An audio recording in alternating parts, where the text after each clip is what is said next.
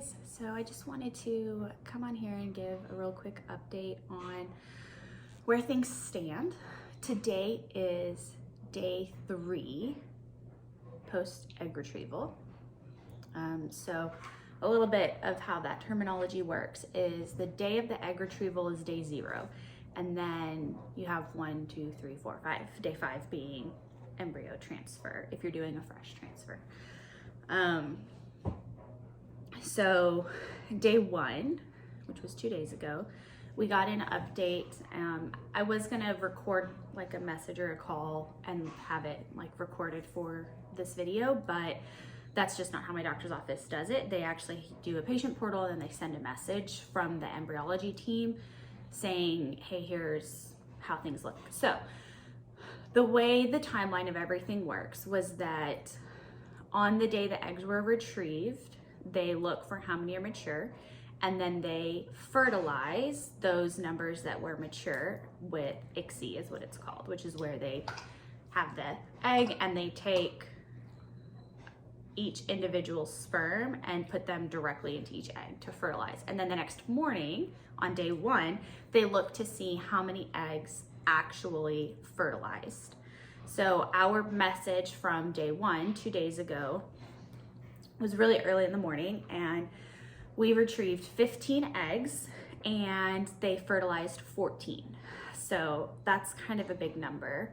From what my doctor had told me, I've previously discussed, you know, she'd said that 70% of what they retrieved would fertilize is kind of an average number. You know, and obviously every woman is different, every eggs are different, every retrieval is different. So, I mean, that's just kind of a broad number to kind of go off of. It wasn't specific to me by any means. So we had a very good number of fertilized eggs. Today we got our message on day 3 of what our embryos look like and what our count is. So as of this morning, when they looked at the embryos, we have 14 embryos. And what they're looking for is that they have divided into 5 to 10 cells. And so basically all 14 that fertilized have divided on that scale of 5 to 10 cells, which is great. That doesn't mean that we will have 14 embryos at transfer into freeze. I've been talking to some people that we've kind of updated with this process as things are going, like my mom, because she's obviously been watching Mason for us when we've had doctor's appointments and stuff where both Adam and I have to be there. So, you know, there is kind of some confusion of, oh my gosh, that's great. So you're gonna have 14 embryos. So you're gonna transfer one and then you're gonna have 13 that you can save to choose from next time. No, not necessarily. That's just not how it works. And that's a very optimistic view, which is great to have, but it's not very realistic. Because just because they've been dividing cells up until this point doesn't mean that they will continue to divide cells for 2 more days. It doesn't necessarily even mean that they continue to divide cells for 2 more days, but that they will still be good and have a good grading, which there's a lot of criteria that goes into that. I don't fully understand all of the criteria, and I think labs do it a little bit differently. They have different scales and they classify things themselves. And I don't know what my embryology team does or uses, so I don't really have any definitions or any information on that to kind of update you guys on. Are you all done? I did too. All done, okay.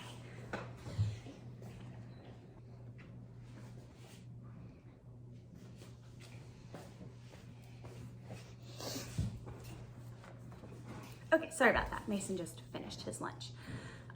So like I was saying, you know, having that idea that just because we have that number at day 3 means that we're gonna have just as many at day 5 is a very optimistic view, and it's not very realistic. Just because that those eggs have continued dividing and they look good now doesn't mean that all of them will continue dividing for 2 more days. Some do, some don't. And it's just how it is. And this how it is in a normal cycle when you know, this happens naturally in the body anyways. It also doesn't mean that the ones that do keep dividing through day 5 will still look good and have that grading. of what they look for. It just depends. There's a lot of unknowns, and so it's really early to get excited based off of a number. Yes, that's a great number. A lot of women wish they could have a number like that at this point in time. I fully understand that, and I'm very grateful that we have a number like that at this point in time. But I also have been through so much with infertility and all of this process with getting pregnant with Mason that took 15 months and doing an IUI, and now we're at 16 months and doing IVF, that it's just not something I can let myself get my hopes up for, because there's been too many letdowns along the way.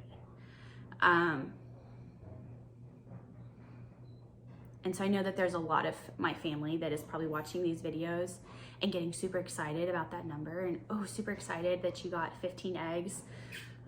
Super excited, maybe in my videos even before that, that my doctor was thinking we would have 15 to 20 eggs. And I get that, and I know that you guys are excited. But you have to be realistic too. Like, it's not just gonna be unicorns and rainbows the whole time. It's not always 100% happy story. There's ups and downs. We didn't get to start right on time. That was a down. We did finally get to start, and things are going well. That's great.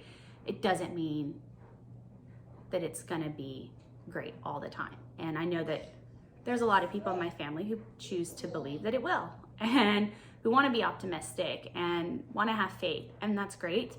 But me personally, I have to have a level of realism, and I think Adam is the same way. He would agree with this, that, we still have to be level-headed, and we would still rather prepare ourselves for the worst and be excited when it's better than get our hopes up and be let down later on.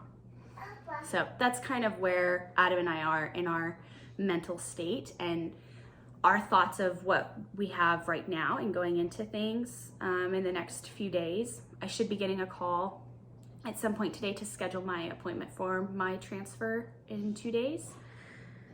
But yeah, that's just kind of where we are. I wanted to give an update on those numbers and what expectations for those numbers could be. I mean, I had mentioned in one of my previous videos that it was possible that we may only end up with 30% of the eggs fertilized, 30% on day 5 of being viable embryos. And that is still 100% a possibility. Just because we have a larger number to start with doesn't mean that that's not true at this point. Yeah? You think so? Yeah, they can't see you.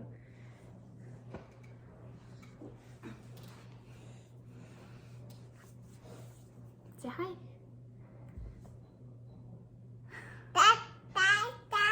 Yeah. Okay, go play. Where's your buoy? So that's where we are. That's kind of my update for now. That's where things stand. I'm not doing daily injection videos anymore for the progesterone and oil because it's the same. It's kind of hard to view, especially like with the camera when I'm trying to like hold it over my shoulder, and Adam is doing the injection. So they're the same. They hurt. I've had one that didn't hurt, and Adam and I don't know what he did to make it not hurt that time. He's tried to replicate it last night, and it hurt most of all of them. So I don't know. They still hurt. I'm using the heating pad to help the oil disperse once it's injected, and then massaging it after a while when it doesn't hurt quite as much anymore. But yeah, so that's kind of where we are. That's our day 3 update on our little embryo babies. If I have anything else to update, then I'll add on and edit it in for this video. But as of now, I think that's just about where we're gonna be until we have our transfer in 2 days. So